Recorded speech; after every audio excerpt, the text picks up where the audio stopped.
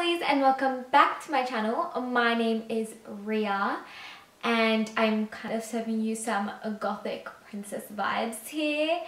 And in today's video we're just gonna go through and talk about OG beauty favorites which I have kind of missed, and I've kind of been inspired by Gem Beauty 89 Jessica, who is like my favorite beauty gurus and how they used to be, and she's just really staying true to herself and humble, which I admire and I love her to bits. So I don't know if she's watching this, but if she is, hi, and oh my gosh, I'm a big fan.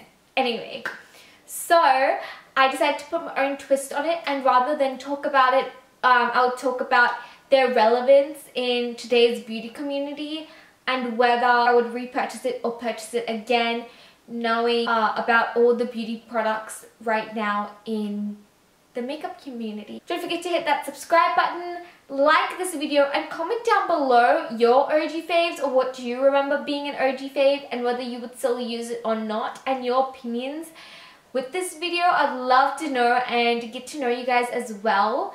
Don't forget to like it and hit the notification button to be notified.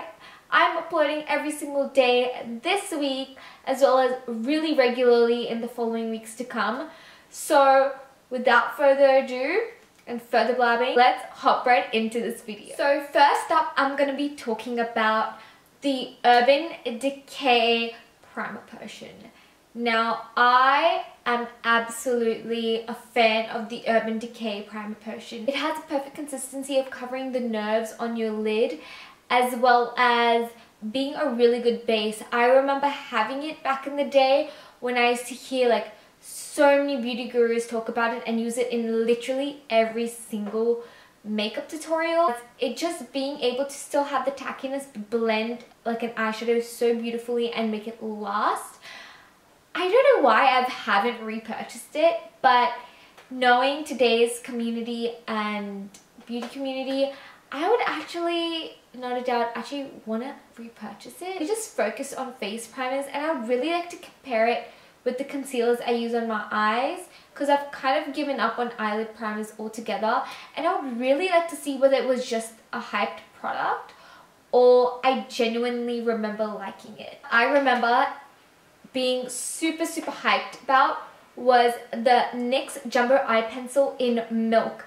I don't know about you guys, but every beauty guru along with the Urban Decay Primer Potion used to use this alongside or just this before putting on their eyeshadow, and they would set it with a white base, or some of them just went in. And knowing that I still have this, I would definitely repurchase it because I love using this for bold looks, or when I'm planning to do any colorful look. It really just makes a look pop. And yeah, definitely like beauty gurus in the OG days used to put this in their waterline. This is really kind of like a multi-stick, I would say. Knowing like all the latest releases, I don't know, I'm a girl who still loves a good affordable liner or something you can use in multiple ways. And if you guys are interested, I would still highly recommend it. But I definitely recommend setting it because it does crease if you do not set it with like a white base, which I really like doing. Even though I do have a tan and medium skin tone, I still like this just as much. It's definitely a favorite of mine, and I would 100% repurchase it, knowing the makeup trends that are and the new makeup releases that are still coming out today. This is the most sentimental kind of piece of makeup to me. Like, as a highlight junkie, highlight obsessed gal, this MAC Soft and Gentle highlighter, oh my god, actually pretty much everything MAC, especially MAC Well, was so highly raved about. This was my first ever highlighter. Love this finish so much. However, like, even though I'm a big fan, with all the latest releases coming out, this is quite a powdery formula for what it is.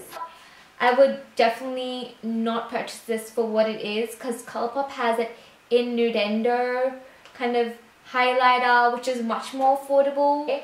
I've kind of delved more into the realm of glossy highlights rather, and more like wet and creamy kind of finishes of the highlights, kind of like an Ofra Cosmetics formula. Next up we have the NYX Mega Shine Lip Gloss in beige.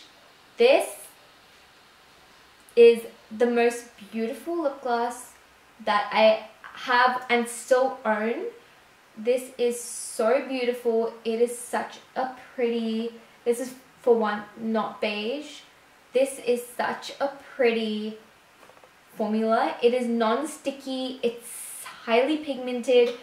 I haven't seen it being stocked in my drugstore, so I'm not really sure if it's stocked anymore, but if you guys see it, I'd still, despite there being new releases and in this new kind of community, I would still recommend at least getting this, because this is such a beautiful color. And sometimes when I get a bit too tan, I love putting this in the center of my lip for a little bit of a pop.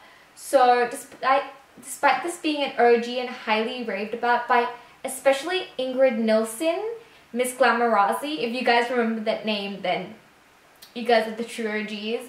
But if you guys remember Ingrid Nilsson talk about this, then you guys know that this was a true OG kind of favorite in the beauty / YouTube community, because I don't think Ingrid Nilsson was like a full-on beauty YouTuber. She just genuinely liked this, and because of her I got this. So yeah, I would still purchase this nevertheless, because the formula and everything is so beautiful, so good, and for the price, nothing can beat this, to be honest. Next up we have the Urban Decay All Nighter Setting Spray, and oh my god guys, that stuff was not only raved about by every single beauty guru and anyone who loved makeup on YouTube, but they were the first people that actually came up with the concept, I feel, of makeup setting sprays and just kind of setting your face for like a longer period of time. I'm not really sure if MAC Fix Plus was used then.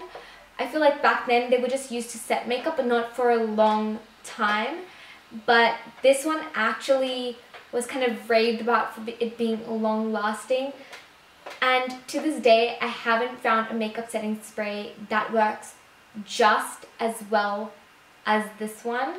And despite all new products and different types of setting sprays coming out, I would still go back and definitely recommend you investing in the Urban Decay All Nighter Setting Spray, because it truly makes your makeup last forever and ever and ever and ever.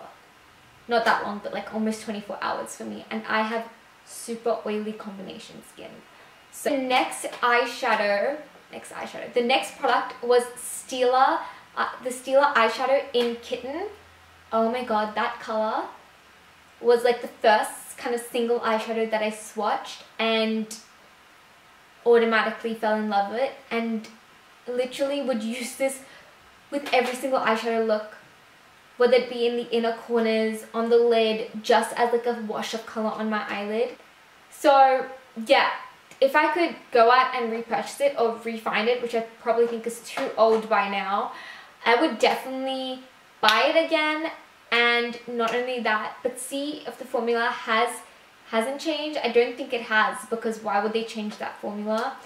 And definitely I recommend you guys, if you guys are not wanting to buy it, go swatch it, and trust me, it'll do the talking and you will fall in love with it just as I did. And finally, the one product that I remember giving into the hype of the OG Beauty Guru YouTube community days was the Too Faced Chocolate Bar Palette, which I still have to this day, because despite, I think it's expired. I'm not too sure.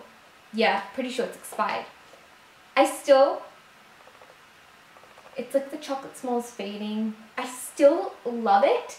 And despite, it doesn't look that used, but I used it quite a bit. Like the color Salted Caramel, Milk Chocolate, Marzipan, pretty much all of the shadows except these two like purpley shades, which I just generally don't use purple, has like a decent dent in it. Like if I swirl it anymore, I think it will just hit pan. I've been kind of liking the small quads, but I don't know, I might just go out and repurchase it because this is such an essential palette for any beginner out there.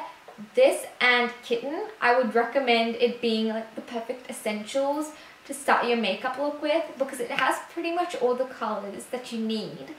And it's not that intimidating where if you're a beginner you don't know what to do. It kind of inspires you to explore kind of a different side of makeup as well with the purples and stuff. So yeah, I would definitely repurchase this and recommend it to you guys despite the makeup market today. So guys, my camera battery is running out. I am so sorry for this video being such a rush. Thank you again, Jessica, for the inspiration to create this video. I will definitely link her down below so you guys can go check her out. And thank you guys so much. Don't forget to like and subscribe to my channel. I know it is super annoying me asking you of this, but it really does help out, as well as comment down below if you guys know of any other OG makeup that I miss. So thank you guys so much for watching. I love you guys with all my heart, and I'll catch you, my beautiful best friends, in the next video. Bye!